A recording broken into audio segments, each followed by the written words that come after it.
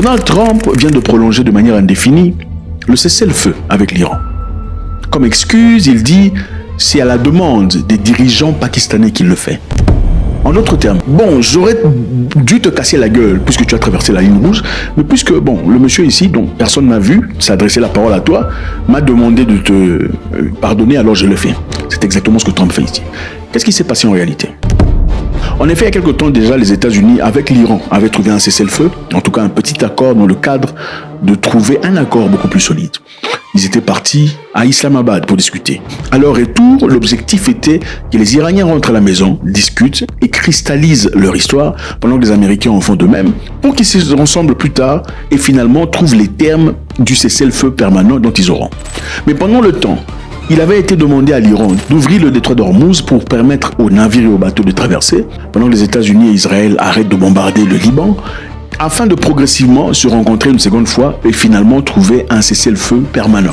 Mais après cela, qu'est-ce qui s'est passé? Au retour des Iraniens en Iran, les Iraniens ouvrent le détroit d'Ormuz et permettent déjà à quelques navires de pouvoir traverser. Donald Trump va sur truth.com et écrit « Je vois que les Iraniens ont ouvert le détroit d'Ormuz. C'est une très belle chose, nous sommes très contents par rapport à ça.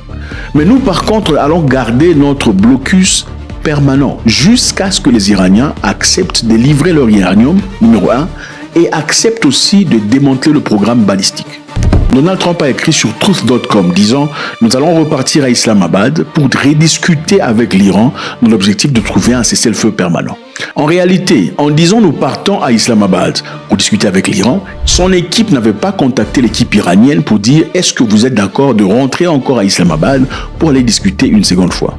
Donc Trump le disait ouvertement, espérant que l'Iran entende. C'est un peu comme si tu parles à une personne que tu peux facilement tabasser. Tu dis « Bon, on ne va pas se battre ici, mais j'espère qu'on va se rencontrer dans le terrain là-bas pour se pardonner mutuellement. » La personne refuse de partir dans le terrain. Pendant que vous attendez que la personne, puisqu'elle est naturellement inférieure, parte déjà au terrain parce qu'il ne veut pas de confrontation avec vous. Au contraire, ce qui s'est passé avec l'Iran, c'est quoi? Trump a écrit sur Truth, nous allons partir à Islamabad pour discuter avec l'Iran, mais les Iraniens ont complètement saboté l'histoire. 1, ils n'ont pas répondu. 2, ils ne sont pas partis.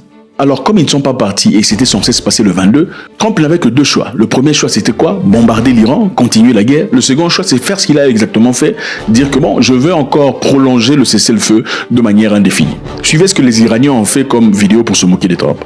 Et hier soir, plein centre de Téhéran, vous l'avez dit, c'est la place de la Révolution, c'est vraiment l'un des symboles du régime de la République islamique. Ce camion tracte le fleuron de la technologie iranienne, le fameux Khorramsar 4, qui est l'un des missiles balistiques les plus dangereux au monde.